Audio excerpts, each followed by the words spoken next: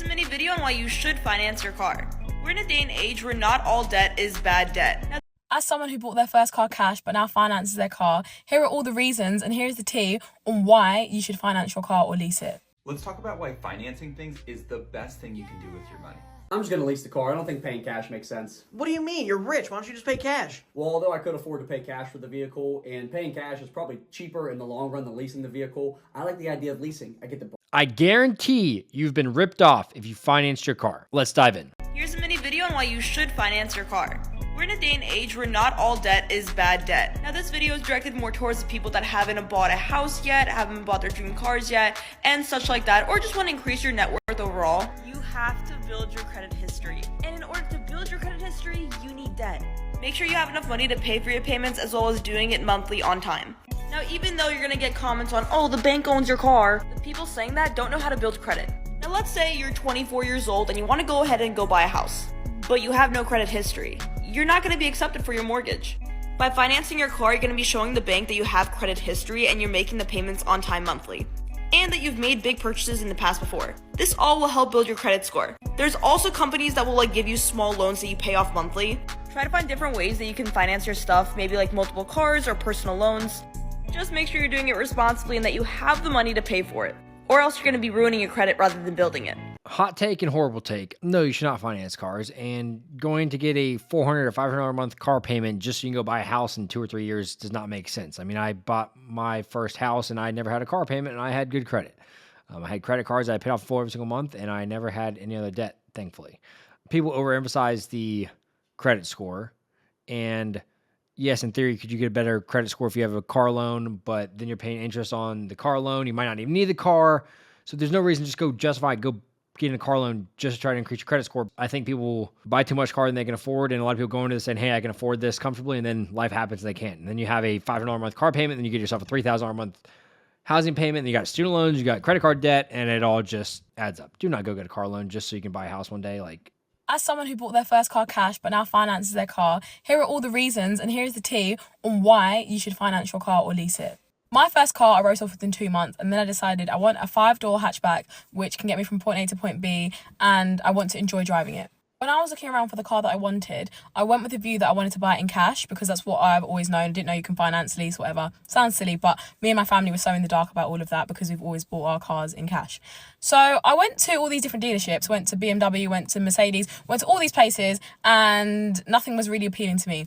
Got to Audi and I thought, this is the car I want, this is my dream car. Went to the dealer man, whatever his name, shout out to Darren, and was like, I want this one. He said, do not buy this car cash, finance it, it's the best decision you can make. At first, me and my family were skeptical because we thought, finance, He's a car salesman, of course he can make more money. I'm so young and so little, not a good idea, don't want to do that. He explained to us that a car is a depreciating asset. As soon as you buy this car cash, you drive off and it is just losing money left, right and centre.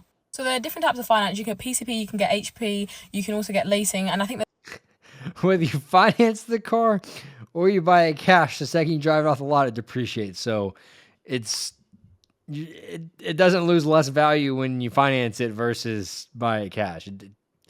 The asset value, if it's $35,000 and say it goes down to $30,000, whether you finance it or you pay for it in cash, still going to drop that $5,000. Get leasing, and I think there's a few others, but I personally do PCP, which means I did a deposit, do monthly payments, choose my term, which I think is 4 years, and then at the end, I can either trade it in and get a new car and pay a bit more and with a deposit, or I can pay off the rest of the finance and the car is now mine.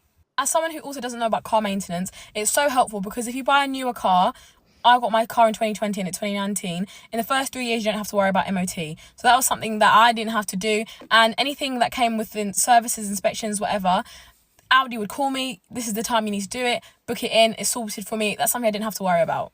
Not only that, at the time I was 18, so I didn't have any credit score. And he said to me, if you make these payments on time, it will improve your credit score and it can start building up. Emphasis on if you can make these payments on time, because if you cannot, it will be tough for you. Your credit score is going down, down, down, down. Who wants to get a $500 a month car payment just to try to increase your credit score? Keep in mind, however, whatever your finances, just think of your monthly payments as double because you have to counter in petrol, any maintenance issues that you have to pay for, also your tax and all of those sorts of things. So if it's 200, just know for the month you're paying 500. That's what I'm saying. And it might not necessarily be that every month, but you still, new tyres, new this, new that and the other, it will break the bank. I also got gap insurance on my car, which means any accidents, anytime it's written off, if it's stolen, I get the full amount that my car was worth at the time that I bought it. Whereas with a car that you buy cash, if you get in an accident, you'll get the bare minimum that it's worth at the time. Also, do your research, because if you go to a dealership where the APR is really high, you'll end up paying way more than the cost of the car. Not only that, your monthly payments have to make sense for the car that you have. For my make and model of my car, my monthly payments are really good. Don't go and find the car that you want and then they're asking for this price, but when you look everywhere else, it's half the price. It doesn't make sense. In saying that, cash works for some people, finance works for some other people. If it's within your means and you're trying to do it and you want to change your car, do it. If you don't, it's not my business. Within your means, that's a good phrase. People who live within their means and won't have all this credit card debt, car loans, student loans here in America. And unfortunately, people think that they're living within their means when they go and finance a luxury vehicle for $500 a month, and then they turns out they can't afford that, and they go into credit card debt or this and that, or they go finance a $1,500 truck, think that they can afford it, and then they realize, hey, I can't actually do this, and they find themselves in $10,000, $20,000, $30,000 worth of credit card debt. So that's my biggest thing when it comes to car loans is, yeah, it might look fine and dandy in your monthly budget, if you budget, which most people don't budget, but then you don't realize something happens in life, you don't have an emergency fund, and you just find yourself behind, and you have this guaranteed car payment for 5 years, 6 years, and find yourself in all sorts of debt. So I'm not a fan of that. Hot take to go get a car loan to increase your credit score. The car salesman's a car salesman. He's trying to make more money, improve your credit score, whatever. Like, it's just 80% of new cars, I think, in 2024 were financed, and also 49 or 50% of Americans making over $100,000 a year live paycheck to paycheck, and most Americans don't have $1,000 in the bank account. So if everyone lived within their means, then it'd be okay, but the data shows that people don't live within their means, and they go get these car loans, and they still have credit card debt, and they have under $1,000 in the bank account. So let's talk about why financing things is the best thing you can do with your money. Now, this comes with the caveat that you want to make sure that your interest rates are good and that your monthly payments are manageable. But with that being said, if you're able to finance things, you'll stretch your dollar further and live a way better lifestyle than you previously thought possible. Let's use the example of buying a used car. Today, the average used car price is about $28,000. And let's compare if you were to get a loan on it versus if you were to try and save up your money to pay in cash. In the scenario of a loan, let's say you get 6% interest, which is pretty standard for a used car on a 5-year loan. In that case, you'd be paying $624 a month. Now, let's compare that to if you saved your hard-earned cash for that same car. Assuming a 3% inflation rate and 5 years of saving, you'd need to save about $540 a month to save for that $28,000 car with inflation costs adjusted. Now, you probably hear that and you're like, Chris, if I'm financing it, I'm paying an extra $84 a month. Why would I finance it? Here's why. Over that 5-year time period where you're saving up that cash, what are you driving? How are you getting around? You still have transportation costs, and I'm guessing they come to more than $84 a month. Now, you might say, Chris, I have my old junker car. That'll get me through the next 5 years. Will it? You're probably going to run into maintenance costs and other issues as you're trying to stretch that car. maintenance costs are going to cost $500 a month. 5 years longer than it really should be going. And the other thing is, when you finance it, you still pay off the asset and you have a valuable asset at the end of that lifetime. Now, cars aren't valuable. Now, it's not an appreciating asset, but you still have something at the end.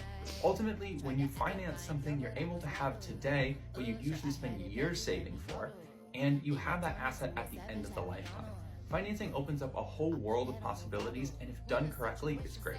Now, if done incorrectly, it's really dangerous, but that's where you need to find out what's a good interest rate for you and what monthly payments you can afford so that your income is still greater than your expenses. He's not wrong. If it's done incorrectly, it can definitely destroy you. And he also touched on another thing. He said, you can have it today versus waiting. And that's the issue with our generation is no one wants to wait. No one wants to have delayed gratification. They want it now and they want it now. They want that luxury vehicle now versus having to save 5 years to actually get it. They think they deserve it now and they're going to go take out a car loan at a 6% interest rate and not invest in the stock market after that. And at a 6% interest rate after taxes and stuff, you need to earn 8% plus to even break even on that. It just doesn't make sense. I mean, delayed gratification is something that our generation needs to learn. And going to finance a car at a 6% interest rate is not something I'm rushing to do, not something anyone should rush to do. It's not a good deal. I mean, if you had $50,000 in cash and you're going to get a car loan for $50,000 or $30,000 and you got a 0% interest rate and you want to play the arbitrage game, sure, you can arbitrage it for the 50 or $100 a month that you're technically out earning and sitting in a high yield savings account right now, but it just doesn't make sense. I think I'm gonna go with the financing. Why is that? So with financing, you can actually pay on a daily rate, and what that is that you pay interest every single day, not on the total value of the car. So instead of paying cash, I can actually prolong and pay off the car within the first year instead of doing it within 36 to 48 months. Helps me save some money, good for investments, and I can pay off the car whenever I want and take that small interest rate that doesn't really have a big impact on my car. I mean, if you're going to pay it off in the first 12 months, like he just said right there, why not just pay it off in full the first day? I mean, we'll use a $30,000 car for an example. If you have, even if it's at a 0% interest rate and you have it in a high yield savings account at 4%, you're earning $1,200 a year on that. And that is before taxes. So maybe $900 after tax, maybe $800, somewhere in that ballpark, depending on your tax bracket.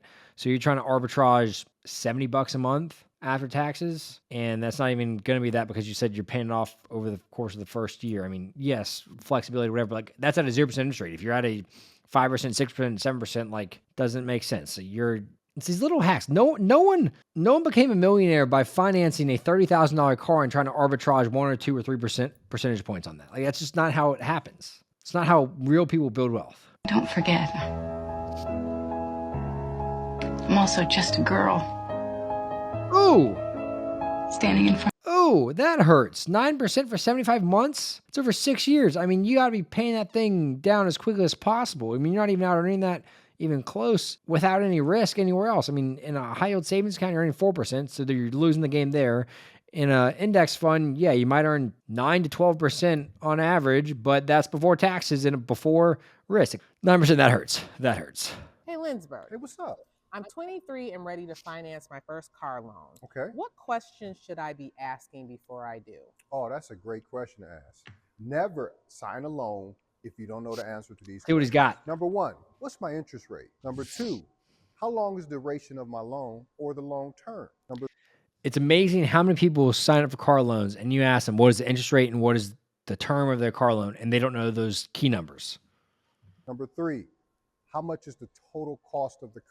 Or the total cost. What is the total cost, including everything in it with interest that you can pay over the 6 years or 5 years or however long it's financed for? Number four, how much can I really put down as a down payment? Number 100%. five, is there a prepayment penalty? Meaning if I pay the car off early, will I get charged? Number six, what is the total amount that the bank can lend me?